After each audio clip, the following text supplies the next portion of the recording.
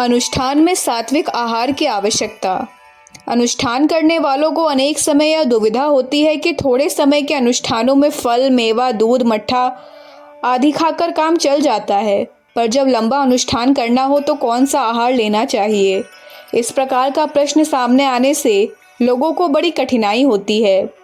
अनुष्ठान की दो मुख्य बातें ब्रह्मचर्य और आहार हैं।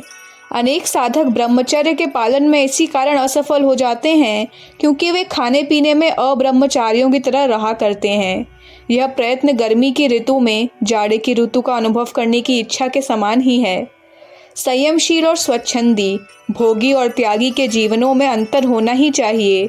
इन दोनों प्रकार के आचरणों का परिणाम विभिन्न प्रकार का होना अनिवार्य है।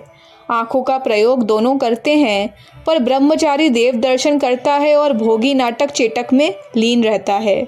दोनों कानों का उपयोग करते हैं, पर एक ईश्वर भजन सुनता है और दूसरा विलास के गीतों पर ध्यान देता है। दोनों जागरण करते हैं, पर एक जागृतावस्था में हृदय मंदिर में विराजने वाले राम की विनय करता है, दूसरा नाच रंग की धुन में डूबा रहता है। दोनों भोजन करते हैं, एक शरीर रूपी इंजन को चलाने के लायक कोयला पानी डाल देता है, दूसरा स्वाद की खातिर देह को अनेक प्रकार की वस्तुओं से भरकर दुर्गंधित कर देता है। इस प्रकार दोनों के आचार विचार में अंतर रहता है, जो निरंतर बढ़ता ही जाता है, घटता नहीं। अनुष्ठान के अवसर पर शास्त्रों में सात्विक और पौष्टिक आहार ग्रहण करने को लिखा है। इसमें अनेक साधकों को लंबे उपवास के समय आहार निश्चित करने में बड़ी दिक्कत जान पड़ती है। इस संबंध में अपने निजी अनुभव के आधार पर मैं कुछ बातें बतला सकता हूँ, जिससे साधकों को कुछ सहायता मिल सकती है। अनेक व्यक्ति छोटे अनुष्ठानों के समय छाछ और दूध आदि पर रहते हैं, पर इससे वायु, बादी, दस्त या कब्ज आदि के उपद्रव हो जाते हैं। ऐसी अवस्था में पेट को ठीक रखने के लिए त्रिफला या तरल पैराफीन का प्रयोग करना होता है। पैराफीन से आंतें नरम रहकर निद्रा आने की संभावना कम हो जाती है। खाली दूध बहुत से लोगों को पसंद नहीं आता।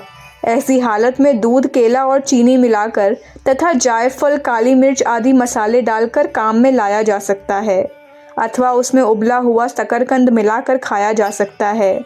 इसी प्रकार पक्के आम को भी दूध में मिलाकर खाया जा सकता है। ये सब चीज़ें गर्म दूध में ही डालनी चाहिए। दूध ठंडा होने से वायु और बादी की संभावना रहती है। दही का प्रयोग भी कई तरीके से किया जा सकता है। उसमें केला, चीनी, इलायची, जायफल मिलाकर खाया जा सकता है, अथवा हरी मिर्च, अदरक और हरा धनिया मिलाकर काम में लाया जा सकता है। साबूदाना को धोकर 5-6 घंटे तक दही में भिगोकर और हरी मिर्च, अदरक, नींबू आदि मिलाकर खा सकते हैं। गर्मी के दिनों में नींबू का शरबत, हरे फल, मेवा, कच्चे नारियल का पानी, गुड़ तथा इमली का पानी, लस्सी आदि का सेवन अधिक हितकारी और शांतिदायक होता है। अथवा गाजर, करम कल्ला, टमाटर, अनार, जामुन आदि फलों का मिश्रित कचुम्बर बनाकर और उसमें हरा धनिया, मिर्च, अदरक, नींबू, खांड आदि मिलाकर प्रयोग में ला सकते हैं। लंबे अनुष्ठान के समय प्रायः कमजोरी आ जाती है। ऐसी अवस्था में खजूर को धोकर उसका बीज निकालकर घी में तलकर खाना चाहिए, अथवा मूंगफली का दाना भूनकर कूटकर उसमें गरम घी, गुड़ और अदरक मिलाकर खाया जा सकता है। इन चीज़ों में नमक का मिलाना या न मिलाना अपनी इच्छा पर है, पर नमक का त्याग कर देने से साधक को सूक्ष्म तत्वों में प्रवेश करने में सुविधा रहती है। इसके सिवा अन्न का आहार त्याग देने पर नमक की आवश्यकता भी नहीं रहती। अनेक साधकों को सात्विक भोजन करने पर भी स्वप्न दोष हो जाता है। इसके लिए प्रतिदिन प्रातः काली तुलसी के रस को शहद में मिलाकर खाना चाहिए। इसके सिवा टमाटर का सूप, टमाटर को पानी में उबालकर उनका रस निकालकर काली मिर्च मिला दी जाए। पीने से पेट की बदहजमी और कोष्ठबद्धता दूर होती है और खून भी स्वच्छ होता है।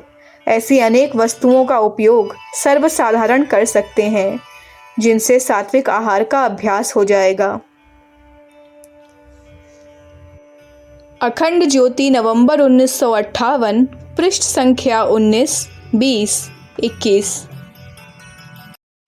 हमारे YouTube चैनल विचार क्रांति दूत अखंड ज्योति पत्रिका को सब्सक्राइब करें एवं अगली वीडियोस प्राप्त करने के लिए बेल आइकन दबाएं। धन्यवाद।